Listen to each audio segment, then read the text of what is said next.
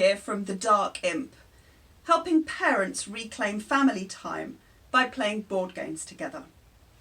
Today we're going to look at two games that are all about building houses, and these houses are very beautiful. One's called Porto, one's called Copenhagen. Can you see a theme building here? Places with very colourful houses, I guess. So first of all, Porto. And in Porto you're building houses that go along the front, which is actually what you're doing in Copenhagen as well, but the games work in quite different ways. Let's have a look at Porto. So Porto has a huge board, enormous, but everything goes on it. Now let's try and open it out. You can see there's some great artwork on here. And in fact, I've just noticed there's some brilliant artwork on the back as well. You can see the whole picture on the back as well. But on the front, there are places for everything. So you can see there are outlines of buildings, and during the game you're going to build up on those outlines. You're going to build the buildings. And at the bottom there are places to put cards. Hopefully you can see. And there's a score track that goes all the way around the board. So you can place your markers on the number 1 over here, and you're going to move around to the 50. And if you need to, you've got a little token that shows you've gone past 50. And then there are also some other places you can put cards here. That's going to be the public contracts. So let's have a look at what you're going to do. Along the bottom, there are, at random, there are, I think, 5 different cards that are placed along the bottom. Some of them are, there are different colours. There are 5 different colours, and they're numbered 1 to 3. So this is a green 3, for example. This is a red 1. And you're going to, on your turn, you can do one of 2 things. You can either take cards from the bottom, or you can use cards that you already have in your hand. So if you take cards from the bottom, you can take up to a value of 3. So you could take 1 card that's a 3, or you could take 3 that are 1s, or you could take 1, 2 and 1, 1, for example. So you're going to take some cards, and you're going to develop a hand of cards, and then when you feel like you're able to, you're going to place 2 cards down. So let's give you an example. Let's say I'm going to place these 2 cards down. I've got a purple 1 and a blue 3. Now you can use the colour on one card and the number on the other card. So in this case I could have 3 purples or 1 blue. And I'm going to choose to do 3 purples. So in this case I would play these, get rid of them, discard them, they go on the discard pile, and I would take 3 purple sort of stories of a house. So you can see here there are 3 purple stories of a house, and the bottom one has a door on it. You can only have doors on the bottom, and you must have doors on the bottom, and you can't have doors any further up. And you're going to take these 3 and you're going to place them in the bottom of one of these houses. You can choose, if you are the first player to place in that building, you can choose where it's going to go. Now at the beginning of the game, all of these are going to have randomly allocated points at the bottom. So if I chose to put this house here, I would remove this point, I would take it and I'd score it straight away. I get 1 point for that. But some of them give you more points. And I would leave this here, and it's an uncompleted house. It's uncompleted because I haven't got to the top of it yet. As soon as I get to so these houses are different sizes, as you can see, and they're only complete when you put a roof on them, and you can see the roofs are at different heights. And when you put a roof on them, then they can start giving you other scoring opportunities. So at the beginning of the game, you're going to be given some private contracts, and these are the ones that are going to occupy you for the game. So they're going to determine where you're going to place different buildings, what colour buildings you want in different places, how you want buildings sitting next to each other. But of course everybody has different private contracts, and you don't know what anyone's contracts are. So for example, you might have this card which says that you're going to get points for every blue and purple house that are together. So each purple house that's next to a blue house will give you points. This one, each group of 3, and it doesn't matter which order, but as long as there's groups of 3 that are yellow, pink and blue, this will give you points. And you get points according to how many times you've managed to complete it. So if you've done that twice, you're going to get 9 points if there are those groupings at the end of the game. But to score, those houses have to be complete. They have to have roofs on them. If they don't have roofs on them, they're not complete, and there are a limited number of roofs. Now, in addition, there are public contracts which are available face up at the top of the board, which any player can take. So, for example, if you place 3 red stories of a house on one turn, you've fulfilled a public contract that's face up on the table, you're going to get 2 victory points. You take them immediately, put them on the score track, and this replenishes. If you place just 1 red story, and this is face up on the table, you get 3 points.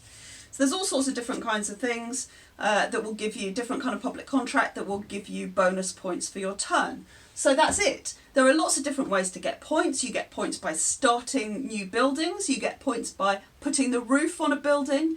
You get points by fulfilling your public contracts through the game. And you get points for your private contracts at the end of the game. That's Porto.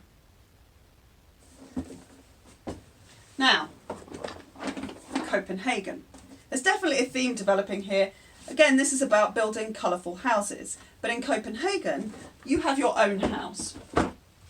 So each player takes one of the houses that's on the front Nyhavn in Copenhagen. And your aim is to build your house up and make your house colourful. And your house will be different colours as you build up from the bottom. There's lots of different tiles that will go on your house. In the centre of the board, there's a score track. It's very simple, you just keep track of your scores.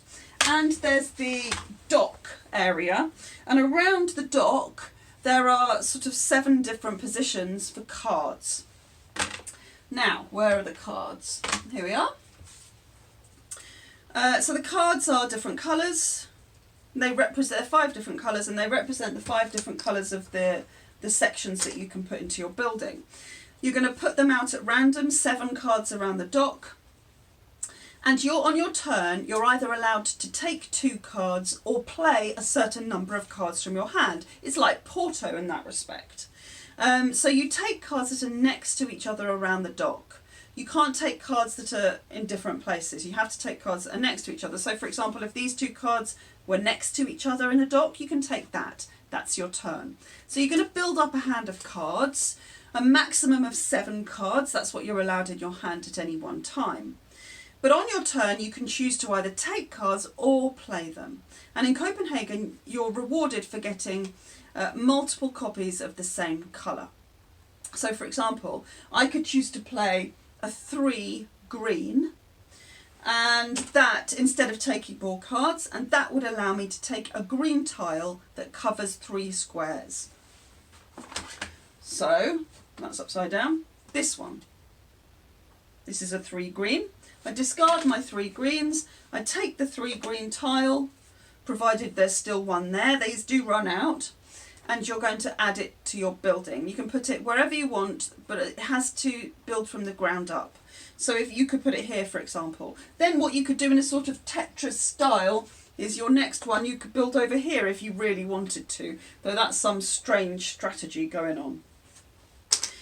You always have to pay the same number of cards as the number of squares that it covers. So this would be 3, this would be 4, except if you're building a green next to a green that you've already got, you can do it at a discount. It costs you 1 less. So in this case, this green would cost me 3 if I've already got this green in play.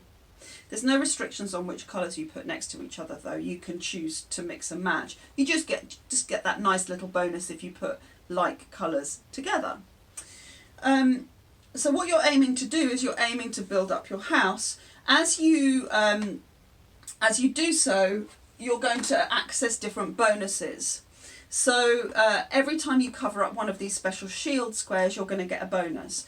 If you manage to complete a row here, you're going to get a bonus. Your bonuses allow you to do different things. So everybody starts with one bonus tile at the beginning. So you've got this anyway. This is a free bonus you've got. This allows you to take 2 cards from different places in the dock. Remember I said you had to take 2 cards next to each other? This allows you to take 2 cards from different places. But once you've used that, you turn it over and you can't use it again. Unless you free up all your bonuses, and I'll tell you how to do that. So that's an example of one action. You start with that, but when you've got new bonuses, when you've covered up these bonuses, you can choose to take more.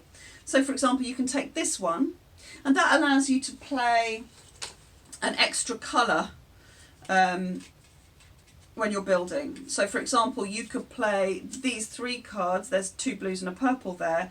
Playing that will allow you to make a 3 blue or a 3 purple if you're using that bonus. Once you've used it, you turn it over.